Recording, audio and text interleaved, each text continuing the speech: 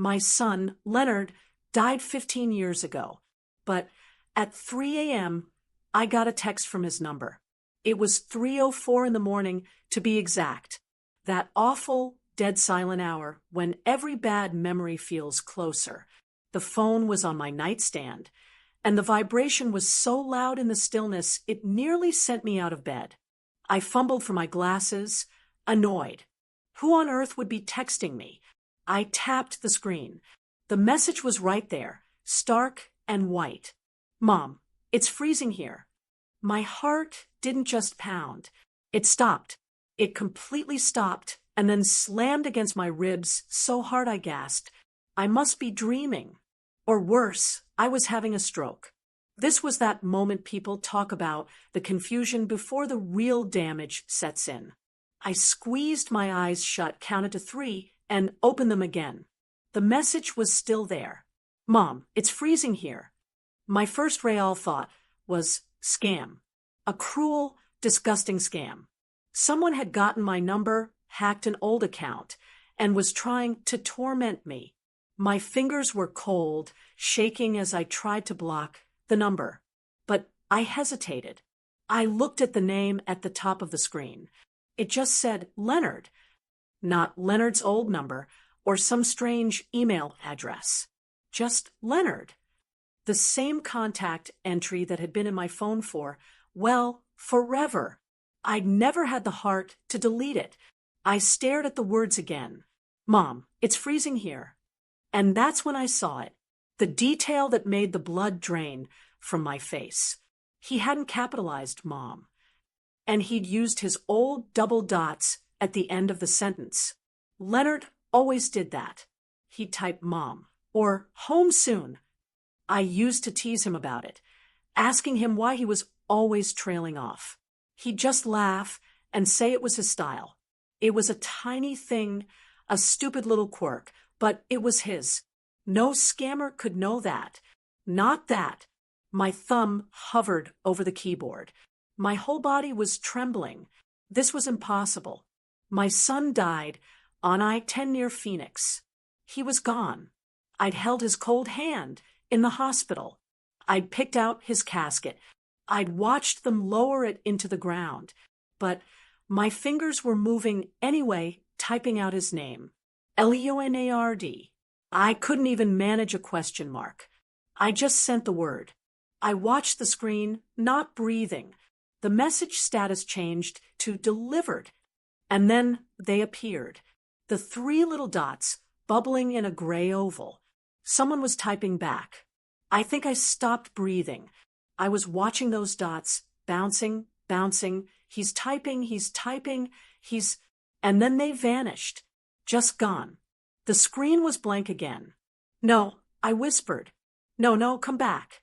I was about to throw the phone across the room, convinced I'd finally lost my mind, when it buzzed in my hand again. A new message. From Leonard. Why can't I see you? I dropped the phone. It clattered onto the hardwood floor. I couldn't pick it up. I just sat there, frozen, staring at the ceiling of my dark bedroom. This wasn't a scam. It wasn't a dream. It was something else. Something impossible. I eventually leaned over and grabbed the phone. I looked at the thread. The last message I'd sent him, 15 years ago, was still there. Drive safe. Love you. And right below it, tonight's messages. The clock on the wall read 3:09 a.m. My son had been dead for 15 years. His phone, his number, it had all been disconnected in 2011. I knew that for a fact. I'd been the one who'd called the phone company. So how could a number that doesn't exist send me a message tonight? I didn't sleep, of course. How could I? I just sat on the edge of my bed until the first hint of gray light touched the blinds. My house here in Scottsdale is quiet.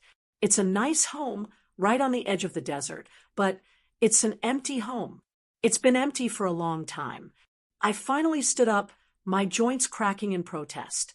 I walked down the hall, my bare feet cold on the tile, and I stopped at his door. Leonard's room. I pushed it open. It's not a shrine, not really. I just, I couldn't bring myself to change it. His old guitar is still in the corner, collecting a fine layer of Arizona dust one. His high school baseball cap is hanging on the bedpost. It smells like old books and the faint, dusty scent of a room that hasn't really been lived in. I ran my hand over the guitar. He loved this thing. And that's when the memory hit me, the one I pushed down every single day. The night he died, he'd wanted to borrow my car. His friend's car was unreliable, he'd said. I told him no. I was tired. I had an early morning, and I didn't want him driving into Phoenix so late. We argued. It wasn't a bad fight, but it was firm. He was annoyed. Fine, he'd said, and grabbed his keys to go with his friend anyway. That was the guilt I lived with. The what if. What if I'd just given him my keys? I'd learned to live with it. I thought I had. Anyway, I built a life around the edges of that hole. I take my walks at sunrise before the heat sets in. I volunteer at the local thrift store on Tuesdays and Thursdays. I even get roped into video calls with my neighbor Nora's grandchildren too. It was a life. It was numb, but it was a life. Now, holding that phone in my hand, all of that careful numbness was gone. That text message didn't just break the silence. It reopened everything free. I went to my office and turned on the computer. I needed proof. I needed to know I wasn't crazy. I dug through my digital files until I found my old phone records. And there it was, a PDF from Verizon dated April 2011. Final statement for account ending in 7309. This number has been deactivated. I stared at the screen. Deactivated. 2011. It was 4:15 a.m. I didn't care. I picked up my phone and dialed Verizon's support. I sat through the terrible hold music, tapping my fingers, my heart racing again. Finally, a man with a tired voice answered. Verizon, this is Mark. How can I help you? My voice was shaking. I could hear it myself. Hi, Mark. I have a strange question. I received a text message tonight from a number, an old number. It was my son's. I gave him the number. I could hear him typing. Okay, ma'am, he said, and I could hear the professional patience in his voice. I've checked the network, and that number doesn't exist. It's not registered to anyone. It's not active in any system. But it has to be, I insisted, my voice getting thin. I'm looking right at it. It came through at 3:04 a.m. Can you check? Can you check the tower? Can you see where it came from? Ma'am, he said, his voice a little gentler. There's nothing to check. If a number isn't in the network, it can't send a text. It's impossible. What you're probably seeing is a spoof text, a scammer faking the sender, ID. A scammer. The word felt cold, but a scammer who knew to type mom. I hung up the phone, feeling more alone than ever. The sun was starting to come up, painting the desert sky in pale pinks and oranges. It was all so normal, so beautiful. But in my hand, I held an impossibility. The phone company said it couldn't happen. My own records said it couldn't happen. My voice was just a whisper in the empty room. Then how did it send me a text at 3:04? I spent the next few hours in a fog, just sitting at my kitchen table, staring at the phone. The sun was up. The mailman came. The world was moving, but I was stuck at 3:04 a.m. I must have read the texts 100 times. Mom, it's freezing here. Why can't I see you? I tried to tell myself Mark from Verizon was right. It was a scam, a sick, complicated prank. But my heart wouldn't accept it. The lowercase mom was too real. Just as I was about to pour my first cup of coffee, at nearly 10 in the morning, the phone buzzed. It didn't just vibrate. It rang. It lit up the whole kitchen counter. Leonard was flashing on the screen. I didn't scream. I didn't even breathe. I just stared. It rang and rang and rang. My hand was frozen. I couldn't answer it. I was too terrified. What if I heard his voice? What if I heard nothing? Finally, it stopped. The screen went dark. A second later, a notification popped up. Missed call from Leonard. And right after that, new voicemail from Leonard. My hand was shaking so violently I could barely unlock the phone. A new voicemail. My finger hovered over the play button. I had to know. I had to. I pressed it and put the phone on speaker, holding it away from me like it was a snake. At first, it was just static. A horrible, loud, crackling sound like an old AM radio caught between stations. I was about to hang up, flooded with disappointment and a strange kind of relief, when I heard it. Through the static, muffled and faint, like he was calling from a million miles away, was his voice. Just 4 words. "Can you hear me, Mom?" I dropped the phone. It hit the tile floor with a sharp crack. I stumbled back, my hand over my mouth, a sob finally breaking free. I was backed against the counter, shaking my head when I heard a key in the front door. "Meredith? It's just me. I brought those muffins from the bakery. You like." It was my neighbor, Nora.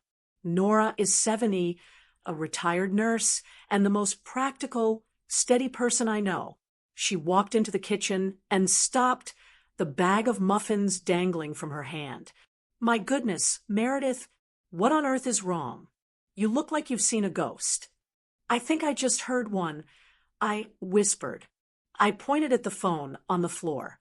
She picked it up, her brow furrowed. The screen was cracked, but it was working. "What is this?" Between sobs, I told her everything. The 3 a.m. texts, the lowercase Mom, the call to Verizon, and just now, the voicemail. She listened. She didn't interrupt. She just put the muffins down, poured me a glass of water, and made me sit. "Let me listen," she said. She played the voicemail. The static crackled. She held it up to her ear, concentrating. She played it again. "Mare," she said, her voice gentle. "That's just static. I don't hear anything." "No," I insisted, grabbing the phone from her. "It's there. It's him. Listen." I played it again, my finger jamming the volume button. "Can you hear me, Mom?" Nora just looked at me with this awful, sad pity. "Honey, I think you're hearing what you want to hear. You're exhausted. You're grieving. Maybe it's an old SIM card glitch or something from the cloud. Like an old message just recycled." "Nora, I know my son's voice." "I know you do," she said, putting her hand on mine. "But this isn't possible." She looked so worried. Not about the phone, but about me. She thought I was losing it. And for a second, I wondered if she was right. "Okay," she said, standing up. "Okay, let's get out of this house. Let's get some air. Let's go. Let's go to the cemetery. We'll go see him. It'll help ground us." I just nodded, desperate for anything real. We drove in silence. The cemetery was quiet, bathed in the warm morning sun. We walked the familiar path to his grave. The headstone was there, solid and real. Leonard Fleming, beloved son. I touched the smooth, carved letters. Nora was right. This was real. The texts, the call, it was a nightmare. A glitch. But then I looked down. Lying right across his name was a single, fresh white daisy. I looked at Nora.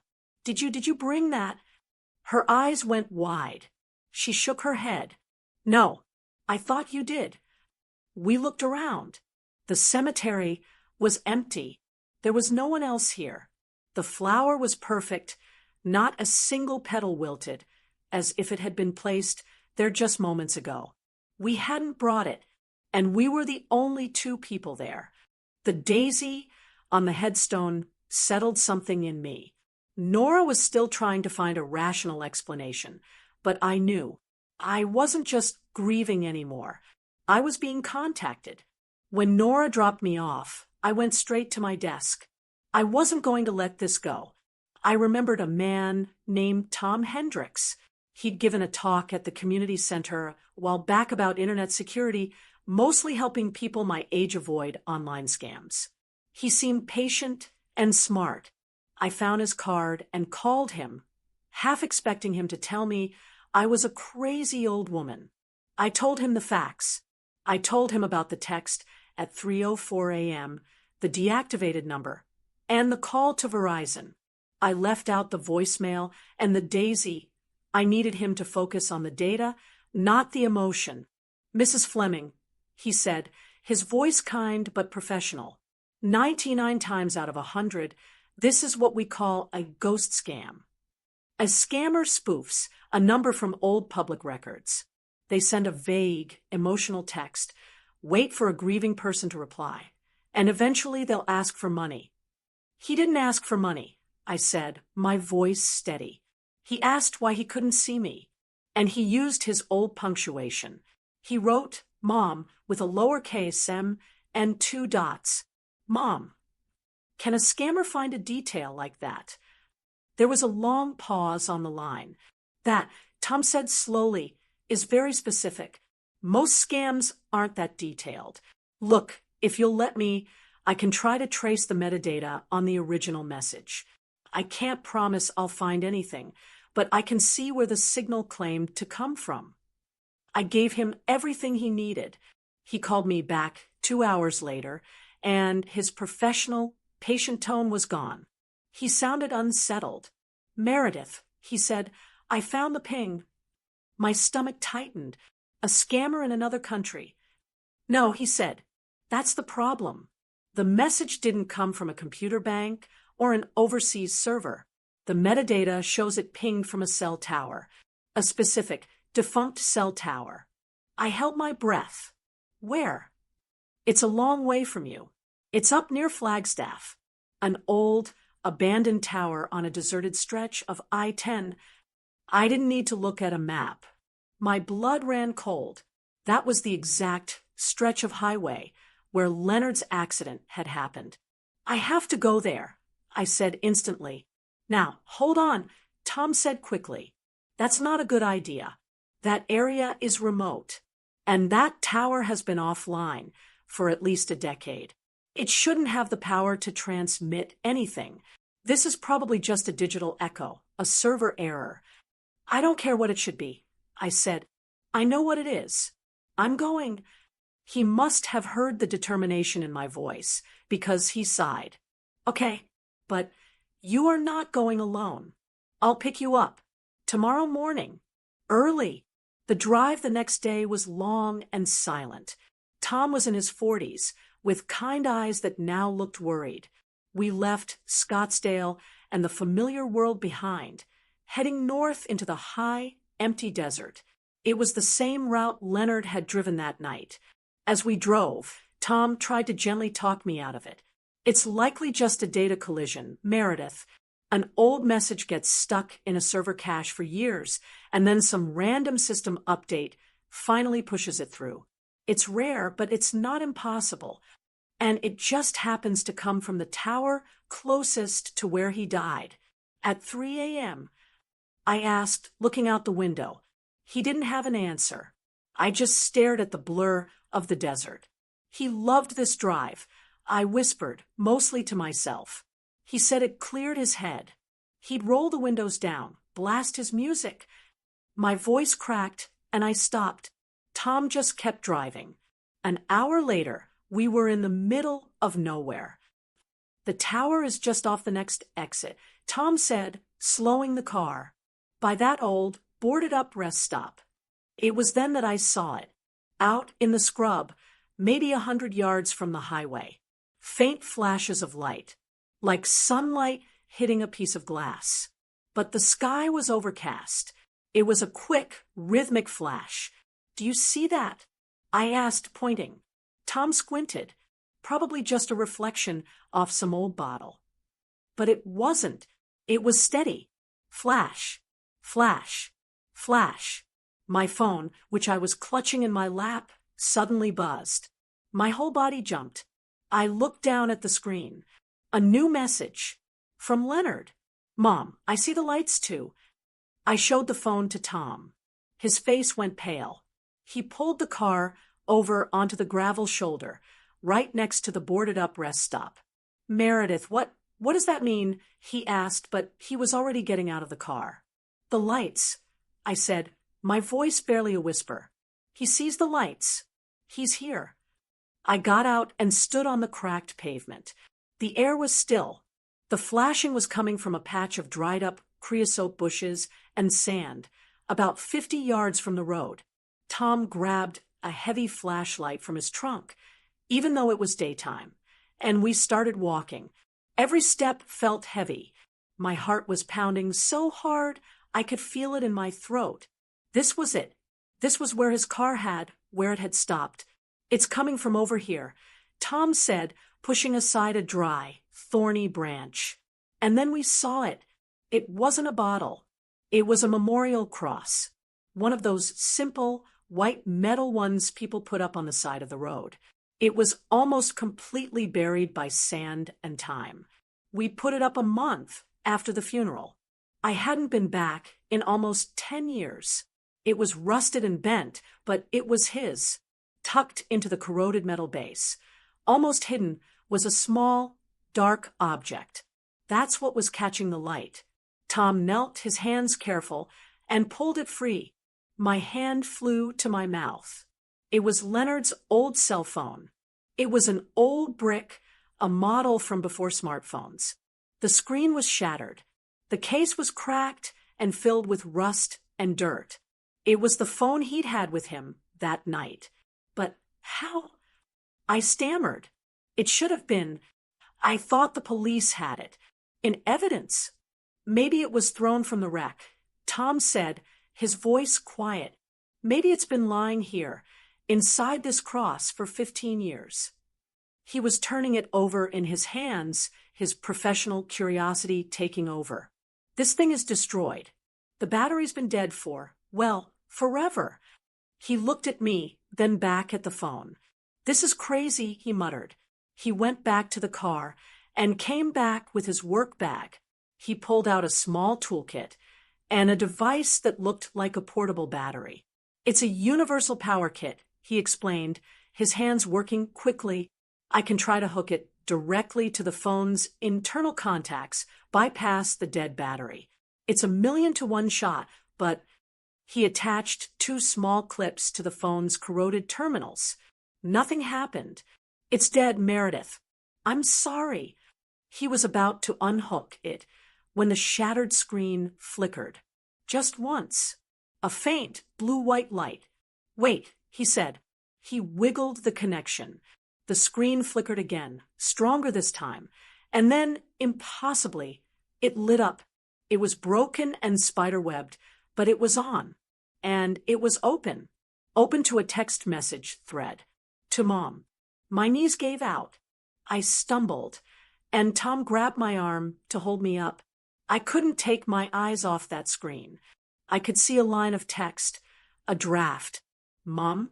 And underneath it, another one. It's so dark here. Please come find me. Oh, God, I sobbed. Oh, Leonard, he was trying to call me. Meredith, Tom said. His voice was strained. Hollow. Look at the timestamp. I squinted through my tears. I could barely make it out. It says 3:04 a.m. I said, confused. It was 3:04. No, Tom said, his hand shaking. Meredith, look at the date. I looked again. It wasn't a date from 15 years ago. The timestamp read 3:04 a.m. Last night. The screen flickered one last time and went dark. We just stood there in the absolute silence of the desert. Tom, the man of logic and data, was white as a sheet. He finally let go of my arm. That phone, he said, his voice barely audible, had no battery. It had no signal. It's been in that box for 15 years. It shouldn't have been able to send anything. It shouldn't even be able to turn on. What we just saw, that isn't possible. Tom and I barely spoke on the drive back. What was there to say? He was a man who lived in a world of data and logic, and that world had just been turned upside down. I just held the dead, broken phone in my lap, my knuckles white. He dropped me at my door, just looked at me, and said, "Take care of yourself, Meredith." He didn't know what else to do. I walked into my empty house. It felt different. The silence wasn't heavy anymore. It was expectant. I went straight to the junk drawer in my kitchen, the one where all the old cables and chargers go to die. I rummaged through it, my hands tossing aside old cords, until I found it, an ancient-looking charger with the right-sized plug. I didn't know why I was doing it. The phone was a wreck. Tom himself had said it was destroyed, that his battery pack was the only reason it had turned on at all. But I had to try. I plugged the charger into the wall by my bed and carefully, gently, plugged it into the phone's corroded port. Nothing. The screen was black. Of course it was. I left it there. I didn't get changed. I didn't eat. I just sat in the armchair in my bedroom, watching that dead phone on the nightstand as the hours passed. I was holding a vigil. I must have dozed off because I woke with a start. The room was that deep pre-dawn blue, and the phone screen was on. It wasn't bright, just a faint, flickering glow. I got on my knees by the bed. It wasn't a text message this time. It was just one thing, a single icon in the middle of the shattered screen. An audio file. Underneath it, 2 words, "Mom, listen." My thumb was shaking so badly, I missed it the first time. I pressed it again. There was no static. Not this time. It was his voice. It was Leonard. It wasn't muffled. It wasn't distant. It was him. Warm, clear, a little deeper than I even remembered, just as he sounded when he was 22. "Mom," he said, and the sound of that one word, said in that familiar, loving way, broke me. The tears started, but I didn't make a sound. I just listened. "I see you," he said, his voice so calm, so peaceful. "You've been walking around with that hole in your heart for so long. You keep that light on, all these years, thinking I was lost in the dark." I clutched my chest. The car. The argument. My guilt. "I wasn't lost, Mom," his voice continued, gentle and sure. "I was okay. I couldn't get through. I wasn't freezing. You were. You were frozen in that night." I was sobbing, my whole body shaking, but it wasn't a sad cry. It was a release. It was 15 years of what-ifs, and if only just pouring out of me. He knew. He knew I'd blamed myself for not giving him my car. He knew I'd been punishing myself every single day. "Mom, you kept the light on all these years. I wasn't lost. I just needed you to forgive yourself." There was a pause, just a breath of silence. "It's time, Mom. It's time to let it go. Please, Mom, live again." The audio file ended. The screen was still glowing. My tears were dripping onto the phone. I needed to hear it again. I needed to. I lifted my finger to press play one more time. And right before my eyes, the icon, it just vanished.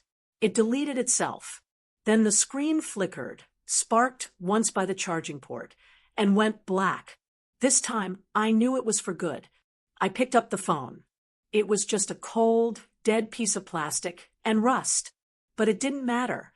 He wasn't in the phone. He wasn't in the grave. He was somewhere else. And he was okay. And for the first time since that horrible night on I-10, I finally, truly believed it. I was okay, too. That night, I finally slept. It wasn't the drugged, heavy sleep of exhaustion I'd had for 15 years. It was light. It was real rest. When I woke up, the sun was streaming in, and the first thing I saw was the dead, broken phone on my nightstand. I picked it up, held it for a moment, and then I placed it gently in my bedside drawer. Not to hide it, just to keep it safe. A few weeks passed. The house felt different. It didn't feel empty anymore. It just felt Quiet. The heavy, oppressive silence was gone. The air felt lighter. I found myself humming while I made coffee. I hadn't done that in years. One day, I was driving past the Scottsdale Community Youth Center, and I saw a sign on the lawn. Volunteers needed. I pulled over. I hadn't just been told to live again. I'd been shown how. The next week, I started. They put me in charge of helping coordinate some of the after-school programs. One of them was a driver safety class for new teenage drivers. The old me would have run from that room. It would have been too painful, too close to the bone. But I sat in the back, listening to the instructor talk about road awareness and speed. After the class, I found myself talking to a few of the kids, a group of lanky 16-year-old boys who reminded me so much of Leonard it made my heart ache, but in a good way. I told them about my son. I told them he was a good driver, but that one night, one bad decision by his friend changed everything. I shared his story, not as a ghost story, but as a real one. And they listened. When I got home that evening, I walked down the hall and stopped at his door. I went in. I picked up his old guitar, the one that had been gathering dust for 15 years. I ran my hand over the strings, and they made a dull, tuneless sound. I found an old case in his closet, wiped the dust off both, and gently laid the guitar inside. I closed the latches. It wasn't sad. It didn't feel like I was losing him again. It just felt finished. It felt right. I was packing away the grief, but I was keeping the love. Later that night, I was sitting on my couch, just scrolling through my phone. I was looking at old pictures, the ones I had saved from my computer. Leonard at his high school graduation, beaming. Leonard at the beach, covered in sand. I swiped to the next photo, and my thumb just stopped. It was a photo I had never seen before. It wasn't old. It was new. It was Leonard. He was standing by the desert memorial, the white metal cross. But he wasn't 22. He looked timeless. He was wearing his favorite flannel shirt, the one he was buried in. And he was smiling. A real, bright, happy smile looking right at me. The desert sun was behind him. It was a clear, perfect photo. My hand went to my mouth, but I wasn't scared. I just smiled, my eyes filling with tears. "You found your way home, sweetheart," I whispered to the screen. I set the phone down on the cushion next to me. I closed my eyes, just soaking in the feeling, the peace. And then, softly, my phone vibrated. Just once. It played a sound I hadn't heard in ages, Leonard's old text tone. That silly little bloop bloop sound he'd chosen. My eyes snapped open. I picked up the phone. The screen was black. There was no notification, no text, no missed call, just the echo. And I knew it was done. He was at peace. And so was I. My story, it's not really about a haunted cell phone. Not really. It's about love. And it's about guilt. I spent 15 years frozen, punishing myself for an argument, for a set of car keys. I thought my grief was a monument I had to build and maintain for the rest of my life. But grief doesn't end. I know that now. It changes shape. It stops being a heavy, cold stone you have to carry, and it becomes a part of you, like a hand you hold. Sometimes I think love just finds a way to reach across, to send that one message we need to hear. Maybe it's a dream or a song on the radio, or maybe, if you're a stubborn old woman like me, it's a text message from a dead phone in the middle of the desert. It's just a reminder, I think, that we're still connected, that they're okay, and that we're allowed to be okay, too. It makes me wonder if you've lost someone you love more than anything, and they could send you one last message. Just one. What do you think it would say? What would you need it to say? And if your phone lit up at 3 a.m, would you answer? 7. This was my story, and I'm so grateful I could share it with you. If it touched your heart or made you think of someone you love, I'd ask you to please share it with someone else who might need to hear it. And please leave a comment below. I'll be reading them. Tell me what you think that message would say. These stories, they're how we keep our loved ones with us. Don't forget to like this video. And if you'd like to hear more stories like this one, please subscribe to our channel. It means the world to us. Lastly, remember to download this wonderful book called Coming Back to Myself, 60 Liberating Truths to Find Yourself Again. You'll find it in the pinned comment below. Now, if you like this story, go ahead and click on the next video appearing on your screen, because in it is a story of betrayal and revolt like you've never seen before on Her Kindle Stories. Thank you for watching.